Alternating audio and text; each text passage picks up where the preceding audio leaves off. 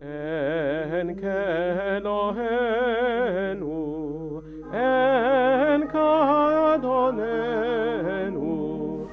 to the Spanish and Portuguese synagogue in Bevis here in the City of London, the oldest surviving synagogue in this country that is still in daily use.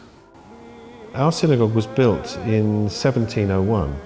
It was built during the rebuilding of the City of London after the Great Fire. And it was built by Joseph Bevis, a church builder who was employed so that the building would blend in with the other places of worship in the area.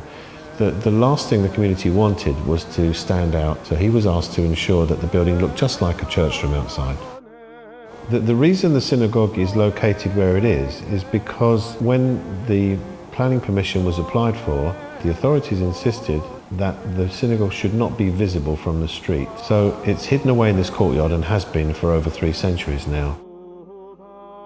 There are 2 types of Jews. You have Sephardic Jews, who are descended from those who escaped from the Spanish Inquisition, which is what we are. And you have Ashkenazi Jews, who are more descended from Eastern European, Germany, Russia, Poland, etc.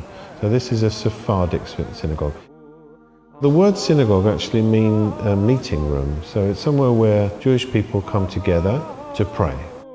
There's no actual ritual involved with the preparation for prayer. The principal thing you do when you come in for men is to cover their head. You show respect to God by having your head covered. Services are held in the synagogue every single day.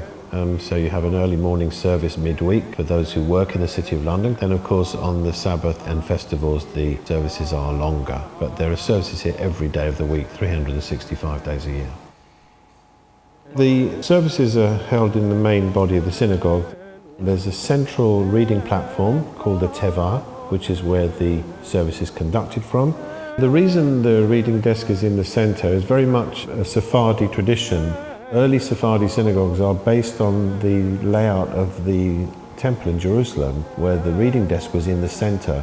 Now, more modern synagogues will have the reading desk in front of the ark, so that all the seats can face forward. As you notice, our seats face inwards, and that's so that we don't have our back to the reading while it's taking place.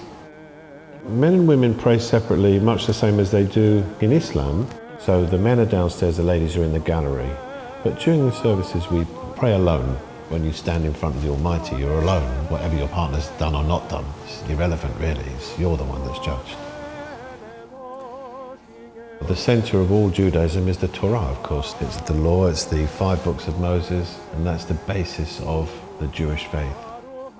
All synagogues have an ark because you must have the Torah, and it's got to be kept in a place that is appropriate, and it's got to be treated with an incredible amount of respect. In the majority of synagogues in the world, you will see above the ark something representing the 10 Commandments.